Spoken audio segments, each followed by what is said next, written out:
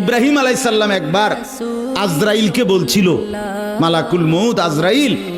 নাফরমানের জান কবজ করবার সময় তুমি যেই চেহারাটা হয় তোমার, ওটা আমার একটু দেখাও। মালাকুল মউত আজরাইল বলছিল, হে আল্লাহর নবী, কসম আপনি এটা দেখতে চাইেন না, আপনি সহ্য করতে পারতেন। ইব্রাহিম আলাইহিস সালাম বললেন, না মা আজরাইল, আমি এটা দেখুমই, তুমি আমারে দেখাও একটা নজর। মালাকুল মউত আজরাইল কোন পাপী ব্যক্তির জান কবজের সময় যেই বিভৎস কুৎসিত আকৃতি ধারণ করে, আল্লাহর কসম ওই আকৃতি যখন ধারণ করছেন ইব্রাহিমের সামনে, ইব্রাহিম নবী সাল্লাল্লাহু আলাইহি সাল্লাম একটা চিৎকার মাইরা বেহুশ হয়ে গেছে। লম্বা সময় পরে যখন হুঁশ আসছে, আমি নিজে পড়ছি কিতাবে, আরবি কিতাবে, ইব্রাহিম আলাইহিস সালাম আল্লাহকে বলছে, আয় আল্লাহ, আপনার জাতের কসম মাওলা, কোন নাফরমান পাপী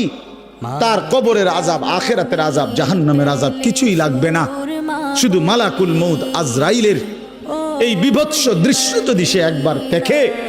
তো তার 60 বছরের নাফরমানির শাস্তির জন্য